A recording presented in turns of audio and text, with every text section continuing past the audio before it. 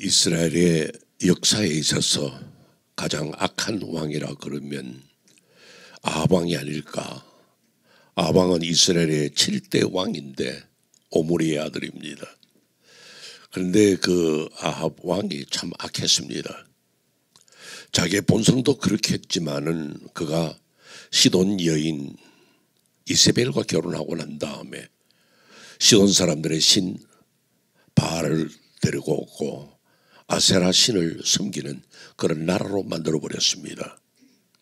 여호와를 섬기던 이스라엘 민족이 바알과 아세라 신을 섬기는 그 나라로 변모되었을 때에 하나님의 진노가 어떻게 했습니까?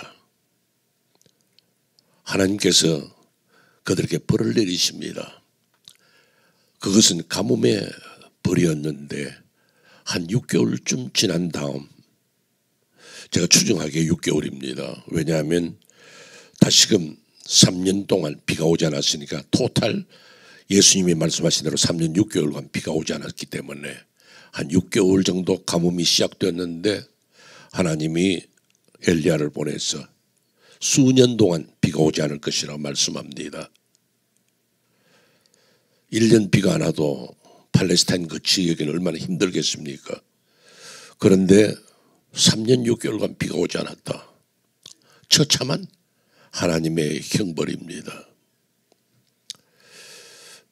그 형벌을 맞는 이스라엘 민족을 우리가 생각하면서 저는 오늘 엘리야가 기도하면서 하늘에서 불이 떨어졌고 엘리야가 기도하면서 큰 비가 쏟아진 것을 말씀하면서 제가 오늘 말씀의 제목을 기도의 사람 엘리야라 하는 제목으로 말씀을 드립니다.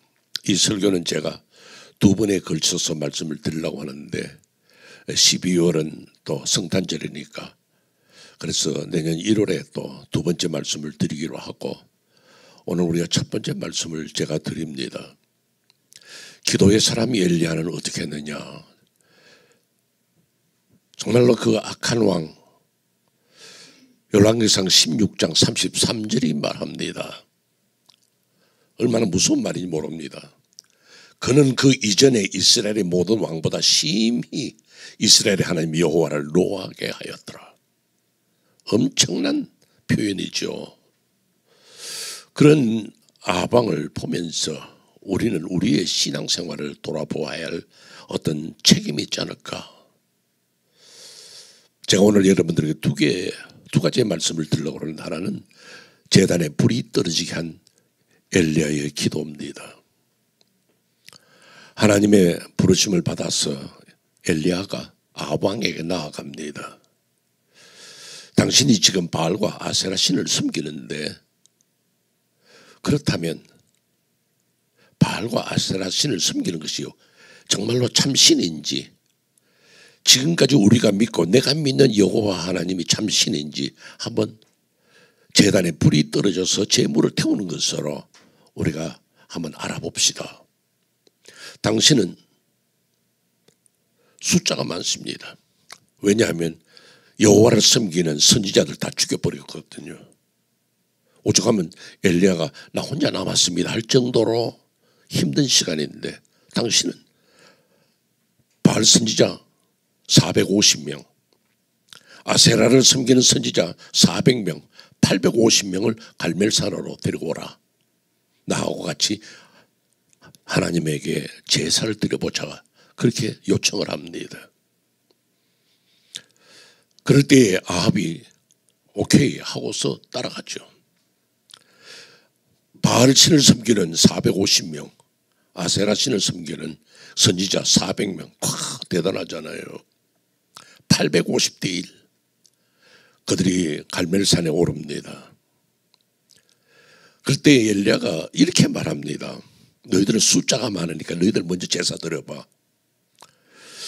아침부터 시작해서 정오를 지나고 오후 3시 될 때까지 저들이 고함을 지르고 소리를 질러가면서 제사를 드렸지만 아무런 응답이 없었습니다. 그때 엘리야가 제사를 드리죠. 저는 여기서부터 이제 여러분에게 설명을 드리려고 합니다.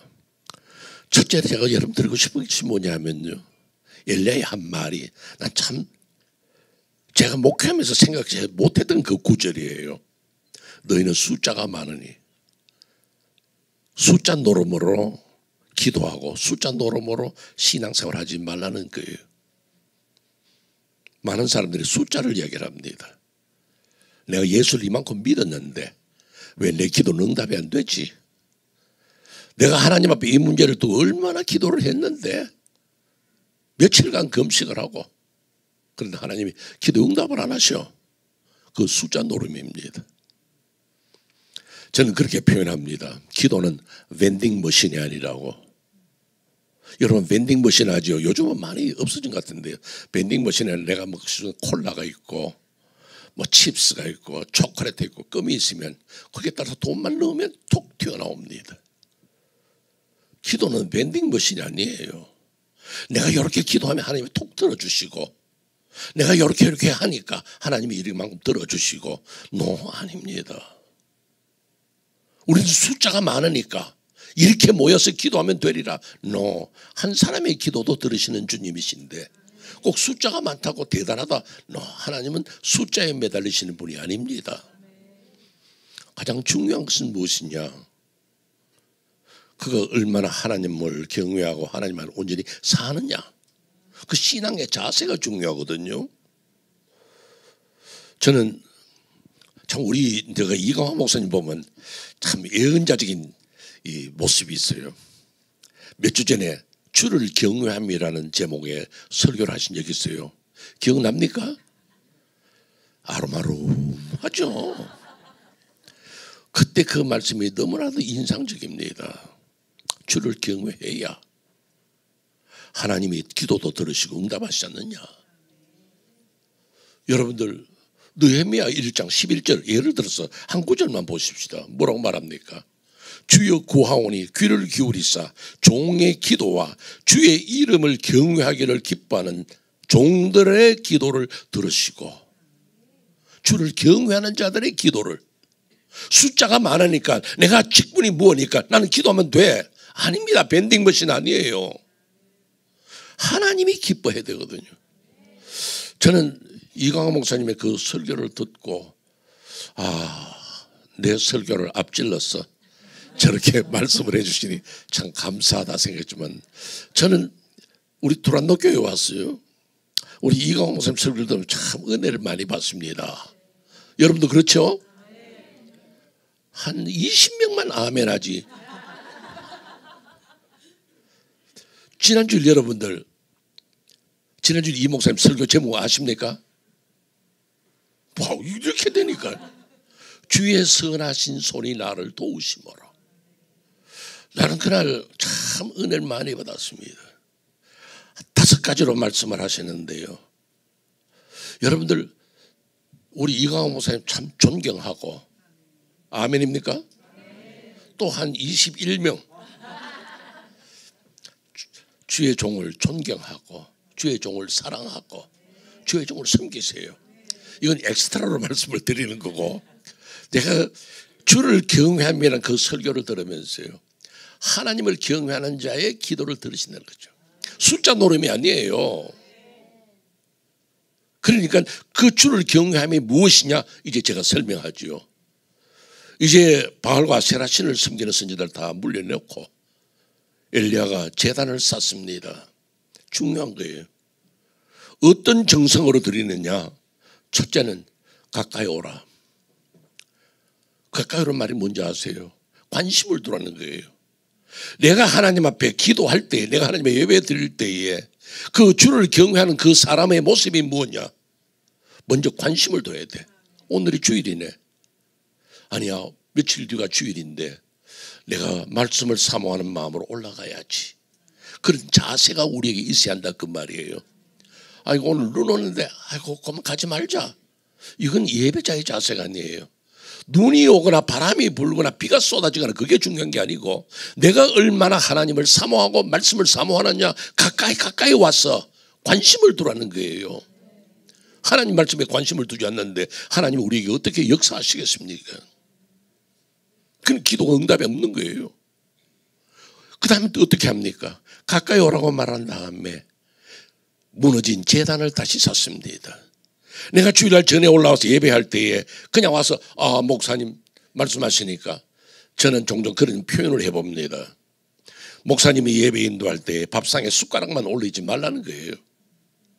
내가 이 예배를 드릴 때 내가 하나님 앞에 어떤 마음으로 말씀을 사모하고 그 말씀 앞에 서느냐, 그 결단을 하라는 거예요. 무너진 제단, 주님 나 지난 주간에 나 온전히 살지 못했는데요, 내가 왜 그때 그런 실수를 했는지 그것을 회개하는 마음, 새롭게 마음을 다잡는 결단의 마음이 우리에게 있어야 예배가 된다 그 말이고, 그것이 있어야 정성이라는 겁니다. 그리고 하나 더 말씀드리면 그 정성은 바로 어디에 있느냐, 12개의 돌을 쌓습니다. 이것은 바로 흩어진 이스라엘 민족의 마음을 모으자는 겁니다. 그때는 북쪽 이스라엘과 남쪽 유다는 적대적인 관계에 있습니다. 비록 적대적인 관계에 있어도 제단을 쌓을 때에는 함께 모았습니다. 내가 주일 전에 올라와서 예배하려고 그러는데 내 마음을 불편하게 했던 사람이 있습니다. 그 사람들과 마음을 모으세요. 내가 그 사람과 화해하란 말만 아닙니다. 내 마음 속으로 그를 생각하고 위해서 기도해 줄 줄 아는 그런 마음이 있을 때에 그것이 온전한 예배가 된다 그 말입니다.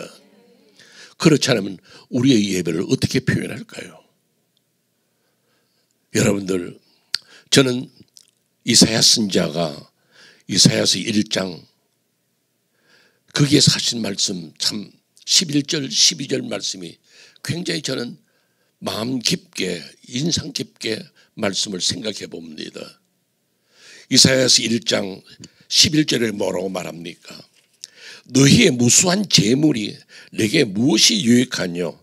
나는 수장의 번제와 살찐 송아지의 기름에 배불렀고 나는 수송아지나 어린 양이나 수염소의 피를 기뻐하지 아니하노라.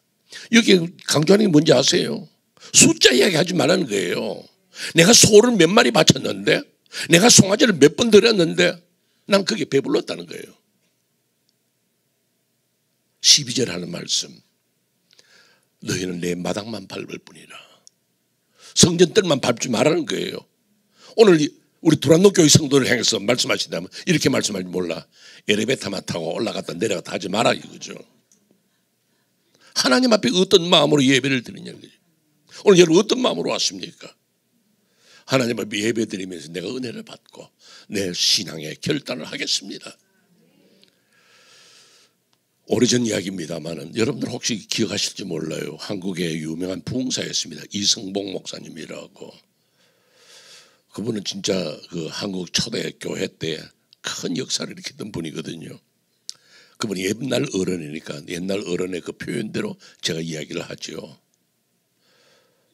한 교회에 장로님이 계셨습니다. 그런데 그날 주일인데 몸이 너무 아파요. 도무지 교회를 못 가겠어요. 그래서 아들을 불렀습니다. 야, 아버지가 지금 오늘 몸이 많이 불편해서 교회를 못 가는데 혹시 장로가 교회를 못 나왔으면 목사님이 걱정하실지 몰라. 그래 가서 예배 잘 드리고 혹시 목사님이 아버지 왜 못 나오셨냐 물으면 아버지가 몸이 불편해서 그렇다 하고 꼭 말씀을 드리고 예배 잘 드리고 오느라 할게 예 하고 갔습니다. 주일 예배를 드리러 갔으면 오후쯤엔 돌아와야 되잖아요.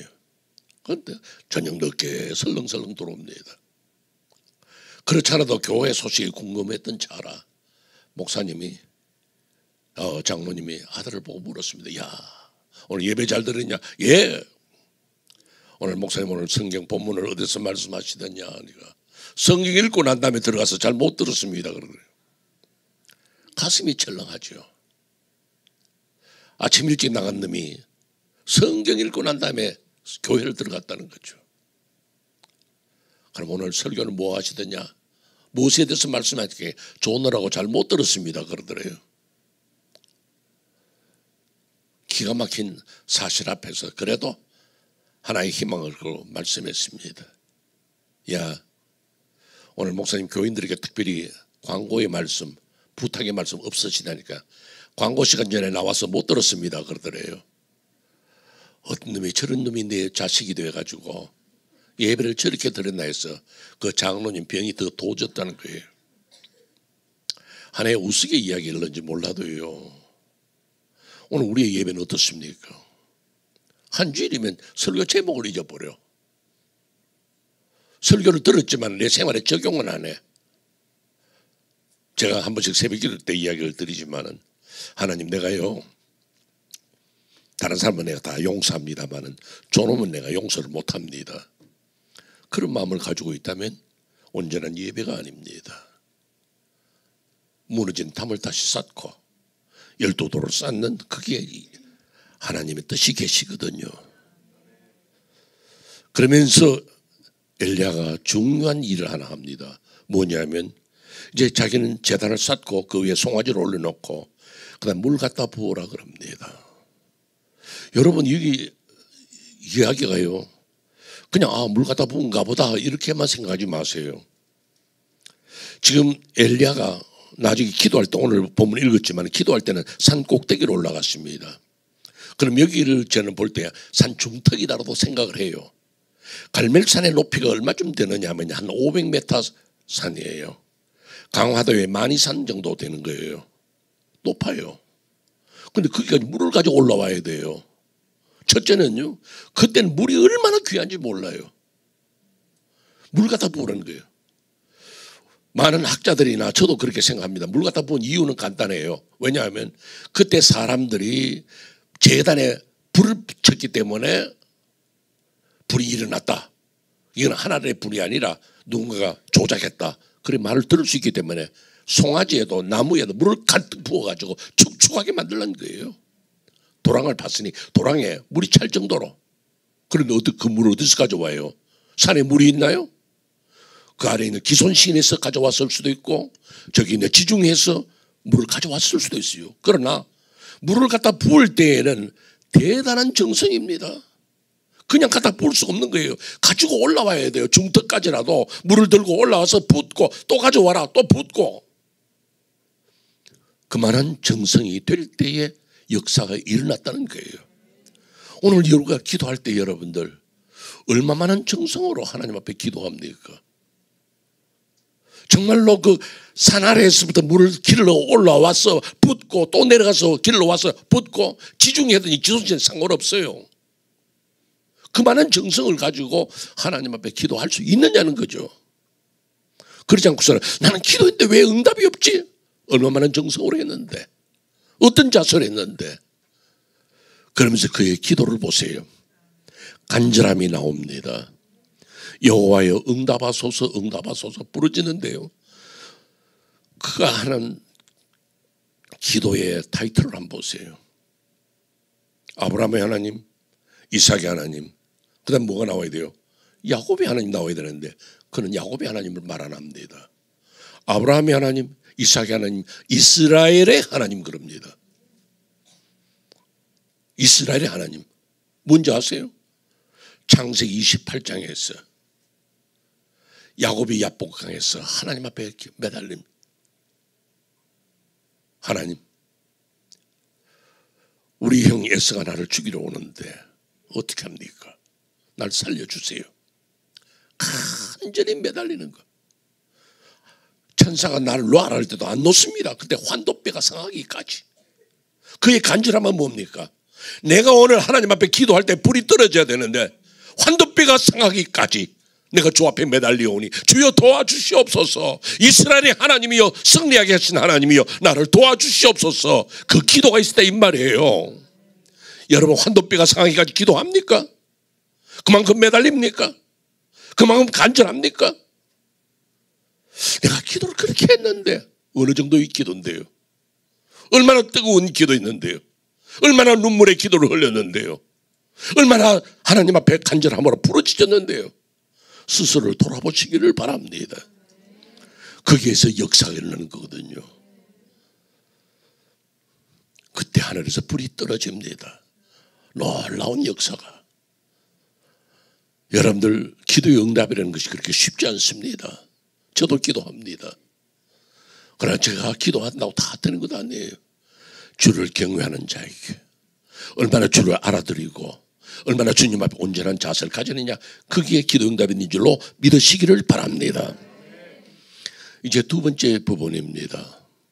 오늘 읽은 본문을 중심해서 말씀을 드립니다. 이제는 큰 비가 내리기를 위한 기도입니다. 3년 6개월 되었습니다. 이제는 어느 정도 비가 올 때쯤 되었습니다. 그럼 엘리야는 생각할 때 뭐 이제 때가 됐으니까 비가 오면 돼. 타이밍상을 맞거든요. 그런데 자기의 귀에 큰 비의 소리가 들리지만은 자신은 그 큰 비를 믿지만은 기도는 강렬하게 하는 거예요. 오늘 여러분들 하나님이 이만하면 내 기도를 들어주실 때가 됐는데 하는 그런 자부심을 가질 수 있다 해도 나는 간절히 기도한다는 거. 여러분 엘리야가 기도할 때 어떻게 했습니까? 얼굴을 무릎 사이에 넣고, 여러분 오늘 예배 마치고 집에 가셨어. 얼굴을 무릎 사이에 한번 넣어보세요. 그거 안 들어가요 여러분들. 딱 하려면요, 요즘 피트니스 하는 분들은 몸을 굽혀가 막 여러 가지 제조를 부리던데 우리 그렇지 못하잖아요. 근데 쪼그리고 앉아가지고 얼굴을 무릎 사이에 넣을 수는 있어요. 그런데 꿇어 앉아서 얼굴을 무릎 사이에 넣기는 굉장히 힘듭니다. 그런데 엘리야는 얼굴을 무릎 사이에 넣고 기도합니다. 그런데 자기의 종을 시켜서 비에 움직임이 있는지 구름이 있는지 보라 그럽니다. 지중해 쪽에 아무런 징조가 없다 그럽니다. 아무런 징조가 없어도 신앙의 사람은 큰 비를 믿고 있습니다. 내가 지금 이렇게 기도했는데도 하나님의 응답이 없어. 내가 1년 동안 매달렸는데 아무런 조짐이 없어. 그래도 기도하는 게, 기도 생활에 가장 무서운 게 뭐냐면 낙심입니다. 기도해도 안 되더라. 차버리죠. 그러면 그걸로 끝이에요.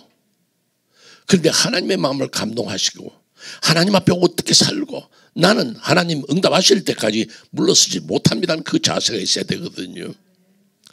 여러분 그런 우화 들어보신지 몰라.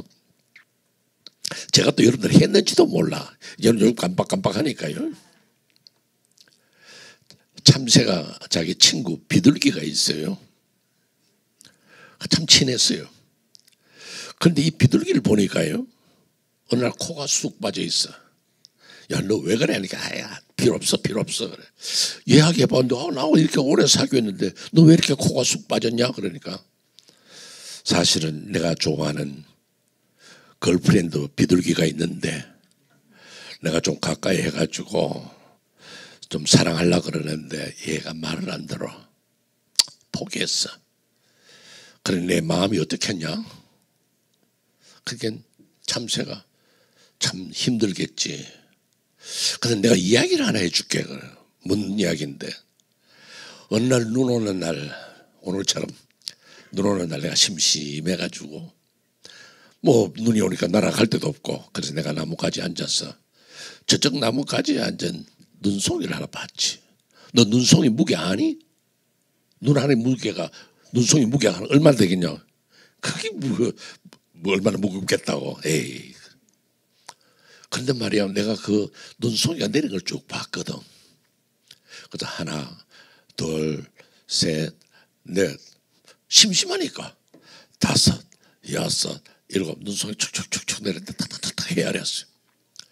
그런데 내가 이 눈송이를 쭉 보니까 374만 1952번째까지도 나무가지가 괜찮았어. 근데 눈송이 하나가 톡 떨어지니까 나무가지가 확 부러지더라. 그때 이 친구 비둘기가 무슨 말인지 알겠어. 그럼 휙 날아갔어요. 12번째 프로포즈를 하고 결혼했다는 이야기예요. 눈송이 비록 작지만은 모이고 쌓이면 무거운 무게로 나무 가지도 부러뜨리는 거. 여러분들이 한 번 쌓고 두 번 쌓고 세 번 쌓고 내 기도는 아무런 것 같지 않아도 낙심하지 않고 갈 때에 놀라운 역사가 일어난다는 사실. 7번째 사환이 갔습니다. 어떠냐? 저 바닷가에서 손만한 작은 구름이 일어나고 있습니다. 그때 그는 알았습니다. 아방에게 말합니다. 이제 큰 비가 쏟아지는데 큰 비에 막히지 않도록 빨리 가소서. 손바닥만한 구름을 볼 때에 큰 비가 나타난다. 오늘 여러분들에게 어떤 조그마한 조짐이 생길 때에 하나님의 역사가 나에게 이렇게 나타나겠구나. 하나님을 믿으시기를 바랍니다. 손바닥만한 구름, 눈송이같이 아주 작은 것이라도 내가 하나님의 어떤 마음으로 매달리면 하나님이 역사하신다는 사실, 여러분들 하나님을 믿으시기를 바랍니다. 하나님을 의지하시기를 바랍니다. 그 전에 나는 어떤 그리스도인이 될까, 어떤 신앙인의 모습을 가지고 살까 를 기억하시는 여러분 되어보시기를 바랍니다. 저는 어릴 때에 제게는 참 훌륭한 목사님이다 하고 생각하는 분이 계셨어요. 그분이 그 황광은 목사님이라고 이름을 말씀드리죠. 그분이 쓴 동화집도 재밌었고 그분이 일대기를 보면 참 훌륭한 분이에요. 그런데 가정에 어떤 사정이 있어서 자기 집에서 떠나서 시골에 소작인 집으로 우선 피한 적이 있었다고 그래요. 그 소작인 집에서 머무는데 아침이면 산책을 하죠. 그래서 이제 논두렁으로 이렇게 산책을 하면 자기들 논이니까 그 논두렁으로 산책하는데 그 논 안에요 뭔가 푸득푸득 하는 거예요. 이게 뭔가 싶어 보니까요, 논 안에요 잉어 한 마리가 왔다 갔다 하는 거예요. 왜 그런 이야기 있지 않습니까? 하늘에서 생선이 땅바닥에 떨어진다는 그런 이야기요. 그런 수도 있겠구나 생각하고서 그 잉어를 잡으러 논두렁에 뛰어 들어갔습니다. 그런데 잉어가 그렇게 또 쉽게 잡히나요? 그 논두렁 안에서 막 왔다 갔다 하니까, 잡으려고 왔다 갔다 하니까 자기도 바쁜 거예요. 그런데 그 소작인이 마침 그 논두렁을 지나갑니다. 그러면서 지금 뭐 하십니까? 그래요. 여기 논두렁에 잉어가 있어요. 잉어가. 왜 이걸 잡으려고 그럽니다. 그러니까 소작인이 그거 애쓸 필요 없습니다. 제가 주인어른 대접하려고 제가 한 마리 사다 넣어놨습니다. 그러더래요. 그때 황광원 목사님이 깨달은 거예요. 내가 잡으려고 설쳐도 이미 그걸 갖다 놓은 분이 있다는 거죠. 여러분이 하나님 앞에 기도할 때에 하나님은 미리 잉어를 준비해 놓고 계신 줄로 믿으시기를 바랍니다. 여러분이 눈이 어두워서 발견을 못해서 그렇지 내 삶 속의 역사는 하나님의 손길 얼마나 감사한지요. 그렇기 때문에 중요한 것은 나의 기도의 모습이 무엇이냐. 엘리야의 기도만 아니라 여러분의 기도가 엘리야의 기도와 같게 되기를 주의 이름으로 축원합니다. 기도하겠습니다. 긴 시간 여러분에게 말씀을 드렸습니다마는 중요한 것은 우리의 모습입니다. 전 여러분들에게 이 기도의 시간 여러분에게 묻습니다. 여러분 정말 하나님을 믿습니까? 여러분이 하나님 앞에 드리는 예배가 어떤 예배입니까? 주일이니까 교회 가야지. 아무거나 입고 가지 뭐. 여러분이 하나님을 어떻게 생각합니까? 전능하사 천지를 만드신 하나님 아버지를 내가 믿을 때에 그 믿음의 자세가 뭡니까? 오늘 아침 여러분 올 때에 억지로 왔습니까? 그냥 와봤습니까? 내가 안 오면 목사님이 전화할 거니까 가봐야지. 그겁니까? 내가 정말로 주님을 사랑하는 마음으로 나는 하나님 앞에 예배를 드리려고 합니다. 온 정성을 다해서 온 마음을 다해서 누가 오거나 안 오거나 그 중요한 게 아니라 내가 하나님 앞에 갑니다. 주여 나의 기도를 들어주시옵소서. 근성으로 기도하지 마세요. 아버지여 내 기도를 들으시는 줄로 믿습니다. 주여 나의 기도를 들어주옵소서. 주여 나의 기도를 들어주옵소서. 우리 방찬 목소리로 주여 외치고 기도하겠습니다. 주여